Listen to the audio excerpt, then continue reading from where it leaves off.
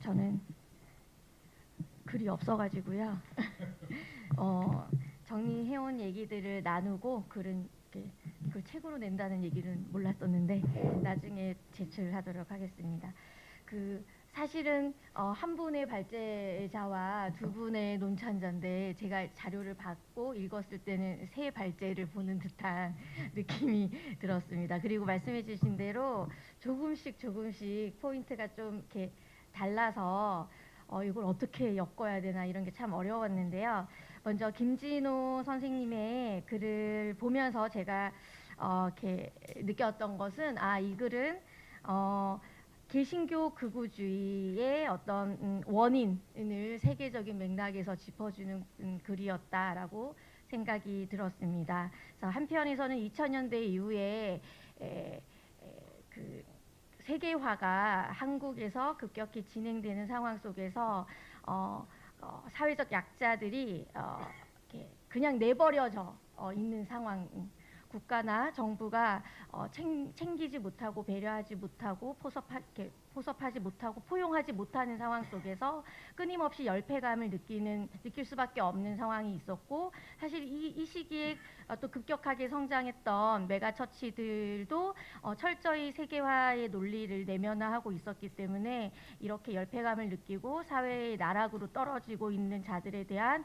어떤 포용이나 사랑이나 이런 것들이 없었다. 이런 맥락에서 사회적인 열패감을 느끼는 사람들이 극우로 몰릴 수밖에 없었고, 그들이 정광훈으로 나타나는 광장에서의 극우 정치나 혹은 여기서는 플랫폼 선교라고 말씀해 주셨는데 온라인 우익 극우로 몰려들 수밖에 없었다. 그리고 또 다른 한편으로 오늘 말씀하실 때는 잠깐만 언급하셨는데 그리스도 교회에 끊임없이 장벽을 세워 나가는 차원으로 영성이 구축되어 온 역사가 있다. 성서 속에 나오는 영성이라는 것은 계속해서 되게 숱한 장벽들을 무너뜨리고 무효화하는 것이었음에도 불구하고 근대적 그리스도교는 오히려 장벽을 쌓아감으로써 이 영성을 근거로 해서 장벽을 쌓아 나감으로써 자신의 영역을 이렇게 공고히 하려는 흐름이 있었고, 이런 두 가지의 어떤 현상들을 봤을 때 살림의 정치로 나아가기 위해서는 어떤 환대를 무한히 확장해가는, 그래서 그 언더클래스라고 불리는 사람들을 끊임없이 사회권이든 어떤 방식으로든 포용하고 이렇게 함께 갈 수 있는, 환대할 수 있는 시스템, 살림의 정치가 필요하다, 이렇게 말씀을 해주신 걸로 제가 정리를 좀 해볼 수 있을 것 같고, 김진호 선생님이 마지막에 그런 얘기가 있었어요. 그리스도교의 장벽을 넘어서 버리는 선교가 정치가 된다. 그래서 정치의 종교화는 이렇게 정광훈이나 이런 것들을 보면 우리가 좀 우려하고 또 그리고 결별해야 할 어떤 것이라고 할 수 있다면, 우리가 흔히 종교의 정치화에 대해서는 되게 그 또한 우려하는 어떤 개념으로 많이 인식하는데, 저는 이 김진호 선생님이 이 마지막 문장이 되게 인상적이었어요. 그러니까 그리스도교의 어떤 벽을 넘어서서 버리는 선교는 사실 정치가 될 수밖에 없다라는 말이 좀 의미심장하게 받아들여졌고, 이런 맥락에서 구교용 목사님과 남정 목사님 두 분의 논찬자 선생님 목사님들은 그렇다면 우리가 어떻게 이 극우주의를 극복하고 살림의 정치, 상생의 정치로 나아갈 수 있을 것인가, 구체적인 방안을 제시해 주셨다고 저는 이해했습니다. 그래서 구교용 목사님과 남정 목사님 두 분 다 되게 이렇게 사실 조금씩 포커스는 다르지만 같은 얘기였다고 생각해요. 그러니까 구교용 목사님은 삶의 하방을 얘기하셨고 이념을 넘어서서 삶의 하방을 말씀하셨고, 남정 목사님은 정광훈 현상을 넘어서 현장으로 나가야 된다라고 짚어주신 점은 공통점이지만 조금의 포커스의 차이가 있다고 느꼈는데, 저는 그 지점에서 조금 질문을 드리고 싶다고 생각했습니다. 이 질문은 두 분께 드린다기보다는 우리 모두가 좀 고민해 봐야 되는 지점이지 않을까 싶은데요. 구교영 목사님께서 그래서 이념, 보수와 진보 이념을 넘어서는 어떤 인간성과 진정성, 사람과 사랑이라고 제목에 쓰셨는데, 이런 것들이 필요하다. 그래서 어떤 비인간화, 몰인간화, 인간화, 극우화된 한국 사회에서 주의 마음을 다시 배우려는 노력, 이렇게 뭔가 자신을 배신한 사람들마저도 끝까지 불쌍히 여기고 용서하고 끝까지 죽음으로써 자신의 사랑을 증명했던 어떤 예수의 마음을 배우는 것이 필요하다라고 이렇게 진단해 주셨는데, 저는 감히 말씀드리면 이런 표현들은 조금은 나이브하지 않나라는 생각이 사실은 들었습니다. 그러니까 이념, 보수와 진보 이념이 문제인 것인가, 양당 체계가 문제인 것인가는 저는 좀 다른 차원이라고 생각하거든요. 그래서 이념과 사상을 넘어선다는 말은 어떻게 보면 우리가 몸담고 있는 현실 정치, 사회 속에서 그리스도인이면서 동시에 정치인이고 삶의 한 주체인 시민으로서의 어떤 영역에서 되게 중요한 부분들을 탈각시키는 것이지 않은가. 더군다나 이 총선이라는 중요한 국면에서 그리스도인으로서 정치를 고민할 때 주의 마음을 회복하는 것에서 좀 더 넘어서서 그러니까 이념과 사상이 문제라기보단 어떻게 이념과 사상을 성찰하고 제대로 세우고 잘못된 점이 있으면 끊임없이 갱신하면서 고수하지 못했던 것은 고수해야 하는가, 그게 중요한 것이지 않을까. 그래서 그러니까 이념과 사상의 어떤 양분보다는 양당 체계를 넘어서는 진정한 제대로 된 예수 정신과 연결되는 이념과 사상을 우리가 다시 세워야 되는 것이 아닌가라는 생각이 들었고요.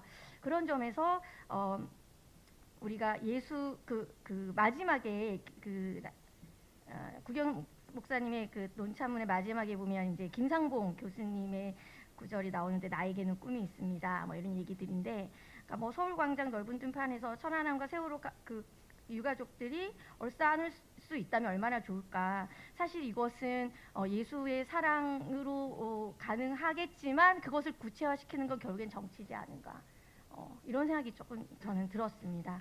그리고 남재영 목사님의 그 논찬에서는 결국에는 정광훈 현상의 어떤 동력, 그리고 그것의 현황을 짚어주시면서 그것을 제대로 분석하고 그 분석의 결과로 제대로 결별해야 된다. 그리고 우리가 결별을 하고 이렇게 향해야 되는 곳은 현장이다. 가난한 사람과 고통에 신음하는 사람들이 있는 현장이야말로 우리의 정치의 어떤 장소가 되어야 된다라고 했을 때, 사실 이 얘기는 제가 이제 기사련이라는 단체에서 집행위원장으로도 있었고 지금 교육위원장으로도 있고 한 대학 시절부터 지금까지 약 20여 년 동안 개신교 현장 운동을 해오면서 사실 이 남재영 목사님의 문제의식에 적극적으로 동의하나, 사실 그것은 삶이지 않나 이런 생각이 좀 들어요. 저한테도 그렇고 여기 계시는 많은 목사님들이나 선배님들에게도 그렇겠지만, 그렇다면 현장으로 가야 한다라는 말이 이 선거 국면에서는 어떻게 구체화될 수 있을 것인가. 그러니까 뭐 이렇게 양당 체계를 넘어서는 어떤 진보 정당 운동에 대한 관심이라든가, 아니면 현장에서의 민중의 삶을 어떻게 정치 세력화할 것이라든가, 이런 식의 고민들이 사실은 조금 더 치열하게 제시되어야 하지 않은가. 정말 구체적으로 얘기하면 그러면 총선에 나는 뭘 해야 되는가, 이런 생각이 드는 거예요. 이게 총선에 투표해야 되는데, 그리고 주변에 부모님도 설득해야 되고, 이상한 거 찍으러 가는 사람들을 어떻게든지 바로 잡아줘야 되고, 저 또한 되게 올바른 선택을 해야 된다고 생각하는데, 그런데 이 현장을 강조하는 것이 어떻게 그 선거 국면에서 아주 구체적인 그 정치 행태로 확장되고 승화될 수 있을 것인가. 이런 고민들은 조금 더 어떻게 보면 땅에 발 딛는 논의가 필요하지 않을까, 이런 생각이 좀 들었습니다. 이런 질문들을 던지는 것으로 토론을 마무리하도록 하겠습니다. 네. 구교영 목사님 이제 토론문에서 꽂힌 것은 보수나 진보가 단극적이지 않다, 다양하다 이런 건데, 근데 이제는 대의제 사회가 아주 비대칭적으로 강한 사회에서는 선거가 보수 진보를 획일화시키는 획일화된 보수 진보 프레임이 강하게 작동하도록 시스템화되어 있는. 그래서 이제 우리가 그런 점에서 이제 이 대의제 선거가 가지고 있는 문제를 극복해야 되는데요. 이제 뭐 이제 그런 것들이 이제 그 민주주의 다양성으로서는 참여민주주의 뭐 이런 얘기를 하는 거예요. 그리고 또 제가 그거 보충해서 뭐 아고리즘적 민주주의 이런 얘기를 한 건데 그 이제 아까 저 남재영 목사님이 한 얘기랑 연결시킬 수 있는데 사실 그리스도교가 이제 그 장벽을 많이 쌓아왔지만 동시에 그리스도교의 많은 활동가들이 뭐 노숙자, 탈북자, 이주노동자, 성소수자도 굉장히 배타적이었지만 성소수자 운동이 굉장히 활성화된 곳이 개신교 커뮤니티예요. 그러니까 그런 식으로 우리 사회에 다양한 그 언어, 자기 언어를 가지고 그 우리 사회에 참여하지 못하는 사람들의 자리를 만들어내기 위해서 많은 노력을 하고 있거든요. 그게 현장이죠.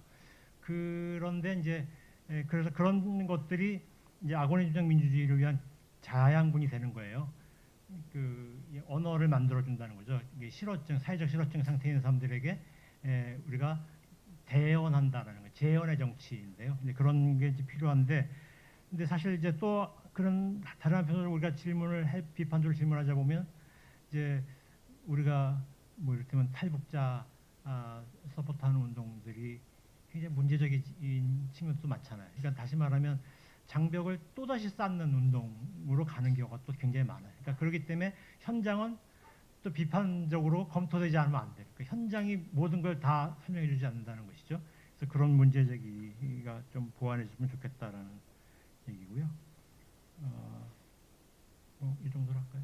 그 정도면 네, 네, 네. 무슨 얘기 그럼 나중에 혹시 자꾸 또 길어질까 봐. 시간 네. 나면은 네. 또 얘기하고 또 우리 김민환 선생님 두 분에 대해서도 문제되니 한데 두 분도 간단히 얘기를 길게는 말고 간단히 하고 그래야 다른 이제 말씀하신 거 잘 들었고요. 뭐 기본적으로는 이제 우리 김준호 박사님이 쓰셨던 그 원래 발제 자체도 지금 총선을 앞두고 총선에 어떻게 우리가 참여할 거냐 그걸 중심으로 되었다기보다는 좀 더 근본적인 얘기들을 우리가 좀 되짚자라고 했기 때문에 저도 그런 측면에서 현실 정치 당장 총선 어떻게 할 거냐 그런 거보다는 조금 더 근본적인 부분들을 다뤘기 때문에 이제 그게 나이브하게 들릴 수도 있겠지만 저는 훨씬 근본적이라고 그렇게 생각을 합니다. 다만 저는 조금 개인적으로 반감을 갖고 있는 부분이 있어요. 여기도 이제 과도한 정치화라고 얘기를 했는데 저는 지금 한국 사회는 거의 우상 수준의 정치화가 아닌가라고 생각을 해요. 그러니까 모든 걸 다 정치로 풀려고 그래요. 정치로 풀 수 있습니다. 저는 정치로 못 푸는 게 많다고 생각합니다. 저는 이제 좀 우스운 얘기지만 예수님이 정치로 풀 수 있었다라고 생각한다면 인류의 구원이 정치로 풀 수 있었다고 생각하면 예수님은 정치인이 됐을 거라고 생각합니다. 예수님은 정치인이 되지 않으셨습니다. 뭐 일부러 너무나도 똑똑하신 분이 정치의 그 자리를 굉장히 상대화하고 매우 비판적으로 이렇게 보이셨습니다. 저는 정치가 이룰 수 있는 꿈, 능력, 저 폄하하는 사람이 아닙니다. 저는 너무 중요하다고 생각하는데 과도하다고 생각합니다. 그리고 온 국민을 전부 정치 전략가로 만들려고 하는 것에 대해서 저는 매우 반대합니다. 그러니까 전부 너 이번 총선에 네가 어느 정당이 잘 되게 하기 위해서는 어떤 전략을 써야 되겠어? 너 고민해봐. 라는 식으로 모든 국민이 정당원이 되도록 내모는 거 이건 저는 우상이라고 생각합니다. 그렇지 않습니다. 우리는 훨씬 더 비판적으로 봐야 됩니다. 정치 자체를 비판적으로 봐야 되고 정치가 이룰 수 있는 것들에 대해서 조금 더 냉정하게 바라보면서 그래야 제대로 된 사람을 위한 정치로 가게 되지 맨날 판세만 보면서 그 총선 어떻게 될까 대선 어떻게 될까 중요하지만 그거로 모든 우리 사회의 문제를 풀려고 하는 것에 대해서 저는 매우 좀 반론을 제기하고 싶습니다. 그래요. 정치적이지 않은 게 사실 없죠. 근데 왜 총선에는 뭘 해야 되냐라고 묻는데 사실은 저는 총선에 별반 그렇게 관심이 없었어요. 기독교의 모든 메시지는 저는 다 정치적이라고 생각합니다. 그 정치가 어디를 향하느냐. 그래서 우리가 말하는 상생의 정치라고 하는 건 어떻게 하면 사람의 사람다운 가치를 세워나가느냐. 그거를 위해서 그것이 우리의 선교고 그것이 우리의 영성이고 그것이 기독교인이 해야 된다면 정치 참여가 아닌가. 저는 그런 생각이 들고요. 그렇게 하기에는 우리의 체질이랑 개신교가 가지고 있는 체질이라든지 체형 자체가 그렇게 할 수 없는 체형을 가지고 있다는 거예요. 최소한 부흥과 성장의 이를테면 논리를 가지고 건너온 70년대 80년대 박정희 군사독재 그리고 전두환이 집권하는 과정에서 기독교가 권력에 불의한 권력에 그렇게 부역하면서 부흥과 성장해서 대형교회가 되었는데 그 논리가 한국 개신교를 지배하고 있다는 거지요. 그것이 정광훈 현상이고 그래서 이 문제를 우리가 근본적으로 해체하든지 정말로 그 뿌리가 어디냐라고 했을 때는 구체적으로 한경직 DNA다. 그래서 한경직 파묘하고 정말로 부관 참시해서 이거를 우리 안에서 해체하고 정리하지 못하면 저는 앞으로도 기독교는 이런 어떤 기독교의 정치라든지 이런 부분들은 공론으로 그냥 헛바퀴 돌게 되고 오히려 수구보수하는 더 진전될 거라고 생각합니다. 제가 NCC를 보면서 또 그런 걸 느끼니까 여기까지 저는 말씀드릴게요.